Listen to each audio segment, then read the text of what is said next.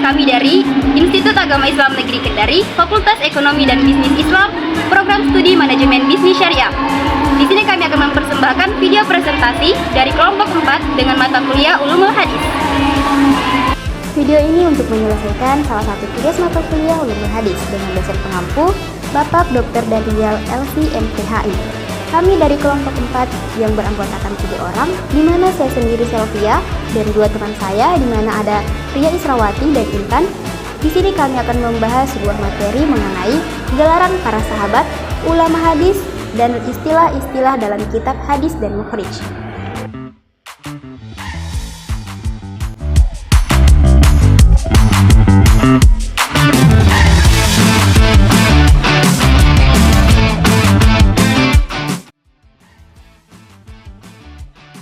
Di poin A, pengertian tabi'in dan tabi'in.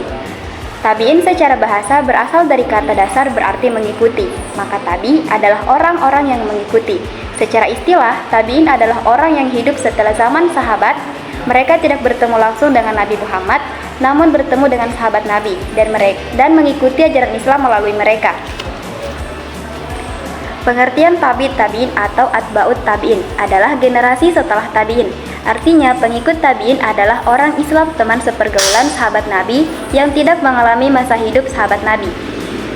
Tabi'in adalah di antara 3 kurun generasi terbaik dalam sejarah Islam.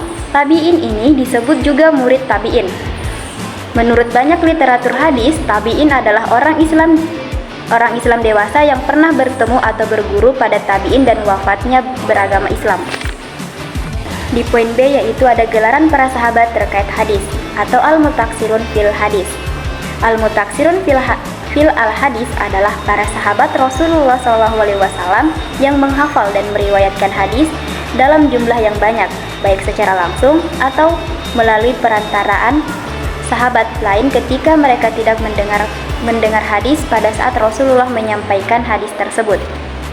Nah, sahabat yang bergelar al-mutaksirun fil hadis yaitu pertama, ada Abu Hurairah SH, Abdullah bin Umar SH, Anas bin Malik, Aisyah Ummul Mukminin, Abdullah bin Abbas, Jabir bin Abdullah, dan yang terakhir ada Abu Sa'id Khadri.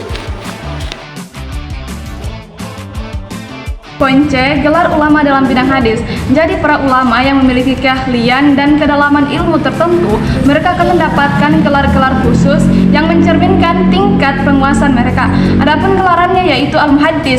Gelar ini diberikan kepada seseorang yang mengetahui secara mendalam tentang hadis, baik dari segi perawinya, pemahaman, dan mampu mengidentifikasi cacat atau kelemahan hadis tersebut.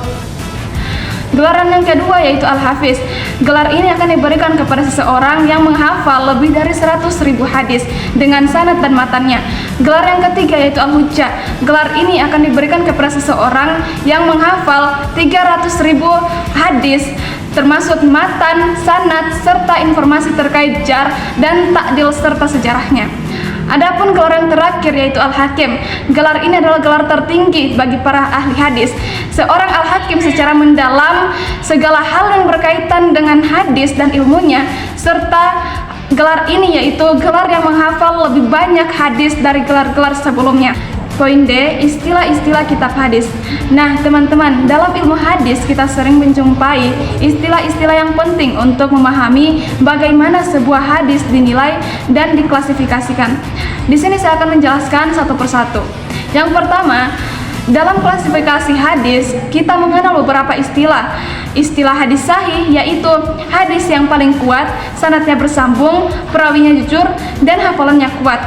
Istilah yang kedua yaitu hadis hasan. Hadis hasan ini sedikit di bawah sahih karena perawinya kurang kuat hafalannya, tetapi tetap bisa diterima. Istilah yang ketiga hadis dhaif, yaitu hadis lemah, biasanya karena sanad terputus atau perawinya tidak terpercaya. Istilah yang terakhir yaitu hadis ma'uddu, yaitu hadis palsu yang sengaja dibuat namun tidak berasal dari Nabi Muhammad SAW. Yang kedua, kita juga mengenal istilah dalam struktur hadis. Nah, struktur hadis yaitu sanad, yaitu rantai perawi hadis, matan, yaitu isi atau teks hadis, isnad, yaitu penyebutan nama-nama perawi adalah orang yang meriwayatkan hadis, Dan musnad adalah hadis yang sanadnya bersambung sampai ke Nabi. Yang ketiga, dalam kitab-kitab hadis kita mengenal kutubus sittah, yaitu 6 kitab hadis utama, terdiri dari Sahih Bukhari, Sahih Muslim, Sunan Abu Dawud, Sunan At-Tirmizi, Sunan An-Nasai, dan Sunnah Ibnu Majah.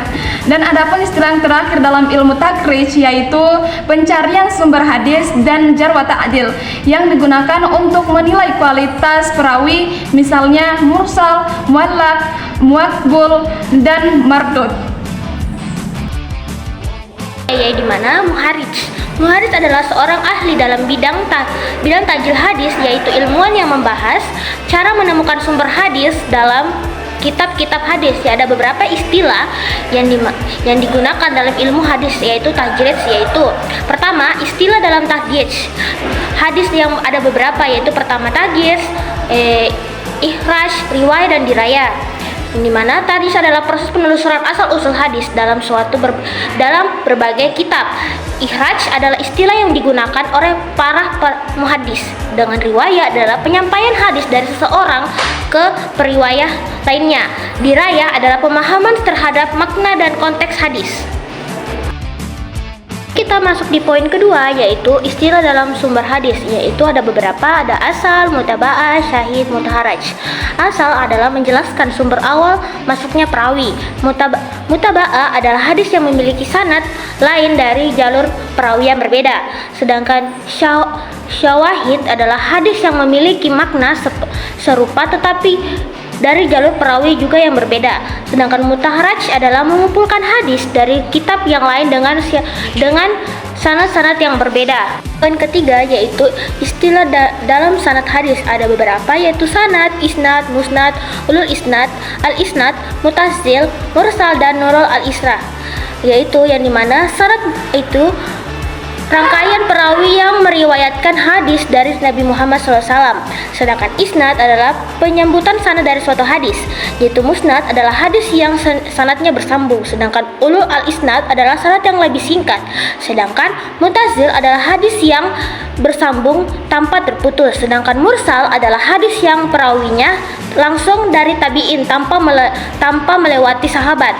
Yaitu nurul al-isnad adalah sanad yang lebih panjang karena perawinya lebih banyak. Kualitas hadis ada beberapa, yaitu sahih, hasan, daif, dan mahdud. Yaitu istilah dalam kritik hadis ada beberapa, yaitu jar, awadil, ada makruf, ada hujal, ada matrud, ada mungkar, ada makbul, ada mardud. Yang dimana jar awadil yaitu meneliti perawi hadis apakah hadis itu diterima atau ditolak. Sedangkan marfu adalah perawi yang terpercaya. Sedangkan mahruj adalah perawi yang tidak dikenal. Sedangkan matruk adalah perawi yang lemah atau sering berbohong. Yang kelima, mungkar adalah hadis yang sangat kuat. Sedangkan makbul adalah hadis yang diterima dalam hukuman Islam. Sedangkan mardud adalah hadis yang ditolak karena kelemahan sanad dan matannya.